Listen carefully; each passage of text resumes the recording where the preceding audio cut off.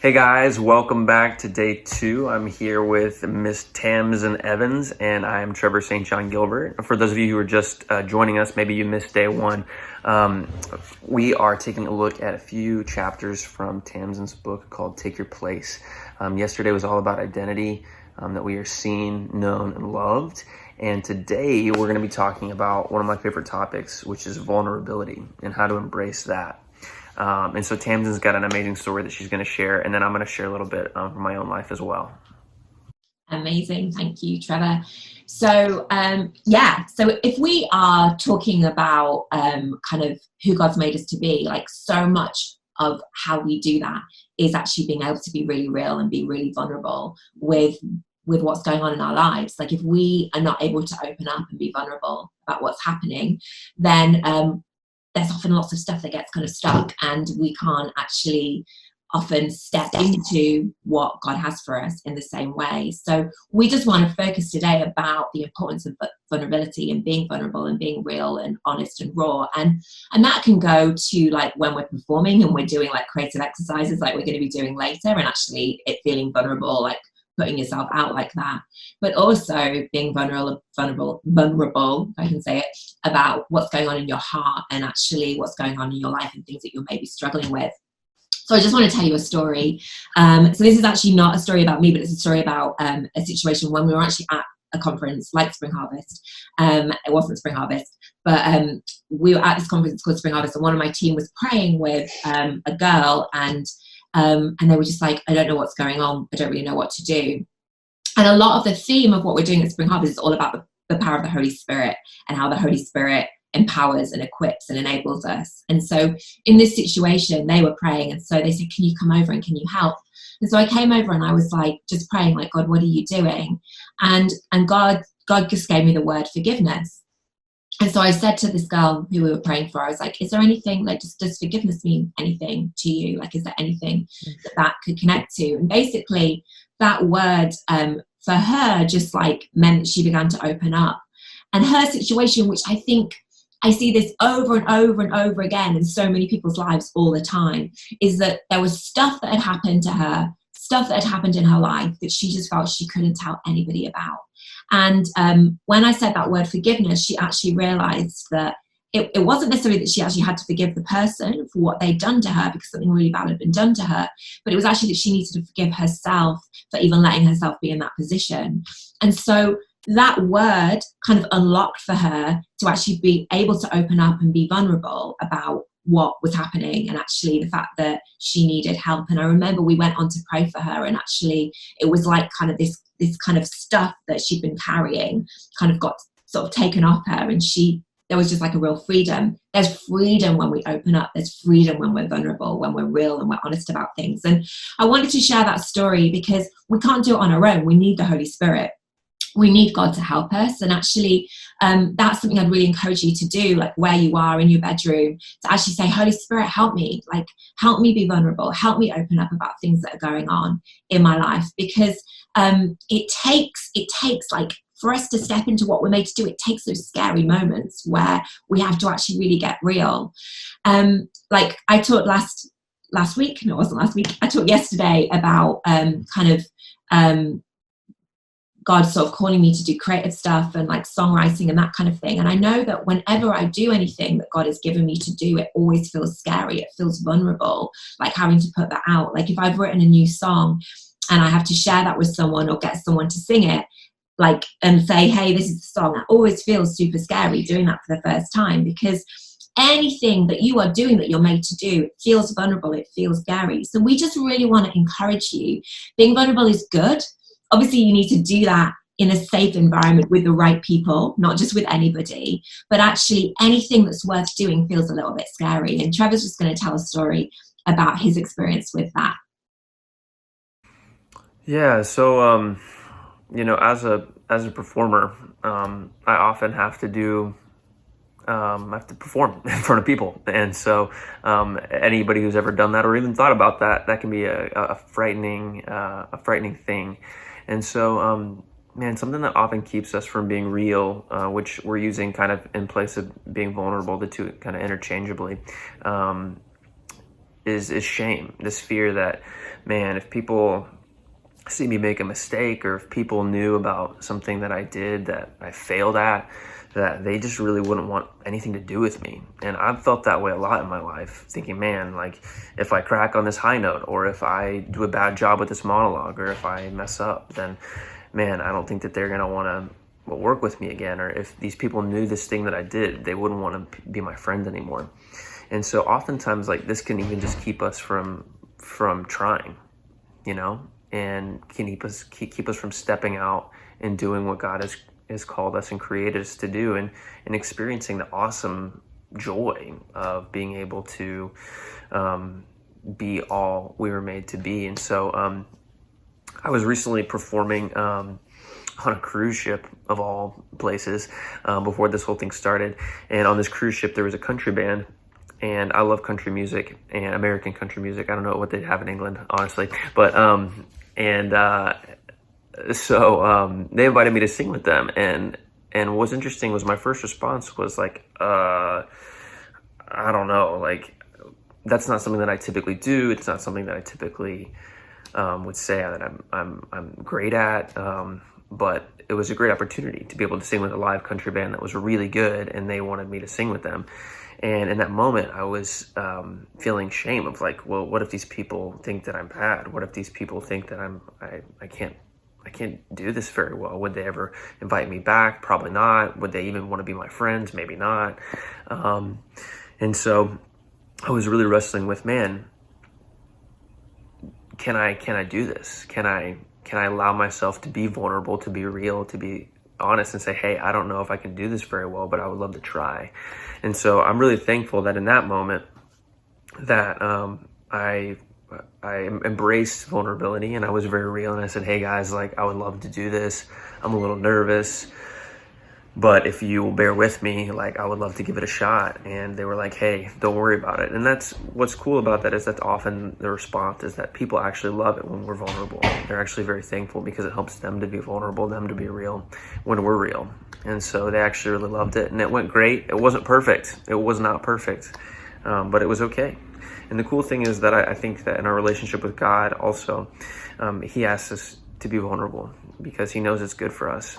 And he forgives us even in the midst of our mistakes, and that he does not require perfection. He never requires perfection. But what he calls us to do is to come to him as we are. And that's enough. And so what's really cool is that even in the midst of your failures, whether it's you're making a mistake in something light, or whether it's, man, I really screwed up and I did this thing and it really hurt somebody, that God always wants a relationship with you, and that we can be confident in that to try again. So good. Well, we are really excited. We've got another of our amazing creative team working with you today. Only the best for you guys. So you're going to be doing some fun dance stuff today. And we're going to hand you over to them. So enjoy, have fun. We can't wait to see your videos, and we will see you again tomorrow. Bye.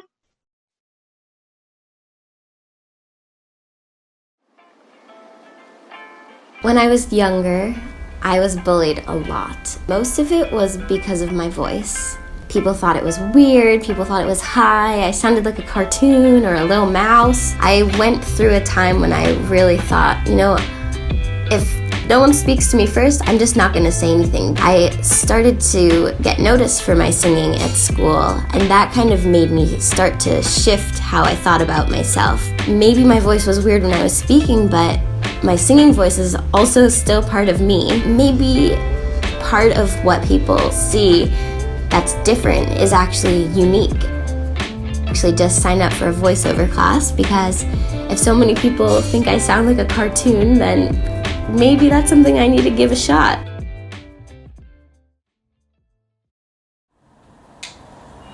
Hi everyone, my name is Haley. Welcome to my living room in New York City.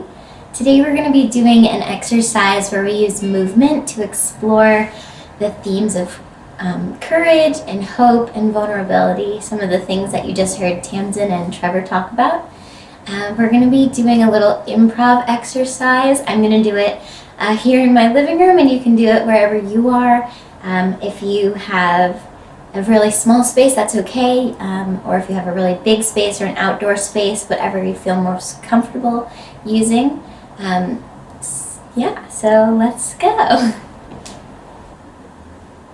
Daring to be more than ordinary, I was born to be brave, born to be brave. Taking the plunge into vulnerability, I was born to be brave, born to be brave.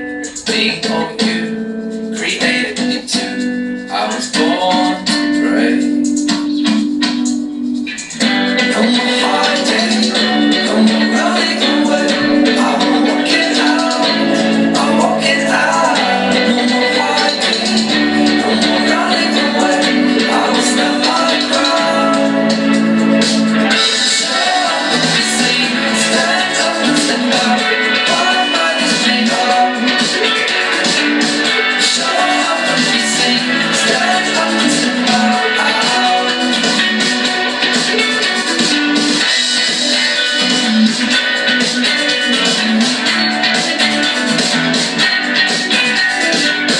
Don't be found dancing around the edges of life. I was born to play. I can't be close, but it's another one of my lost. I was born to play. Being for you, created me too. I was born to play. No more hiding, no more running away. I will walk it out, I'll walk it out. No more hiding, no more running away. I will stand my ground. Show up and be seen, stand up and stand out. My mind is made up. Show up and be seen, stand up and stand out. Show up and be seen, stand up and stand out. My mind is made up. Show up and be seen, stand up and stand out.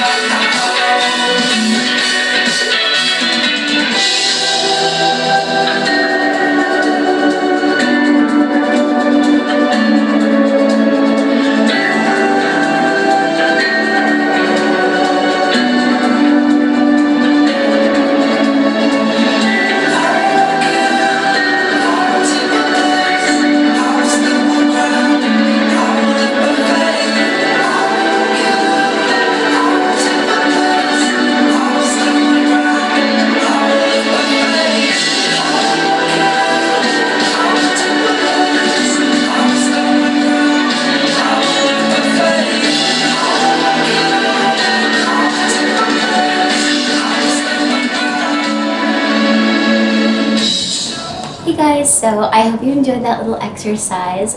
For me personally, it was really beneficial just leading it because I've been stuck in the house for a while and I haven't been able to move as much as I'm used to. So it was definitely also good practice of not judging myself. I think that there's a lot going on and there's a lot of craziness happening in the world, and sometimes you can feel like you're not doing enough. But sometimes the most important thing you can do is to really check in with yourself and find ways that you can be courageous, you can be hopeful, you can be a light that can help spread light to the world, especially in times like these when we really need it. So I hope that this inspired you, whether you felt comfortable dancing and maybe that was what made you feel courageous today, but I hope it inspired you to find other creative ways that you could work on being courageous and finding hope and pushing through your vulnerability. So there's a lot of really great online resources. I wish that we could have been there in person, but I'm sure that we'll see you guys soon. And yeah, have a great day. Bye. Hi everybody, it's Cherry back again. Thank you so much for joining us again for session 2 today. Hope you've enjoyed it. I know it's been a bit of a tricky topic to get into, but hope you've really been able to relate and engage with what Trevor and Tasmin have been sharing. and get involved in some dancing with Hayley, just want to remind you of some things that you can do next to stay involved throughout the day, or just to help you kind of think about this topic a bit further and unpack it for yourself. So again, we've got another resource for you. If you want to check out the link in the description box just down there, it will take you to the Spring Harvest website where you can download a resource for today's session that again just has some key points about what we've been talking about, and then gives you some suggestions and creative ways that you can explore this a bit further, that you can help unpack it yourself. You might want to do it by yourself at home, or maybe even with some friends or family members, whoever you might be at home with right now. Finally, we'd love you to share some of what you're up to with us again. If you want to email in anything to us at info@purecreativearts.org, we'd love to hear from you. Or if you want to take a photo or a little video, maybe you did some dancing with Hayley today and you want to send us a little video of that, we'd love to see it.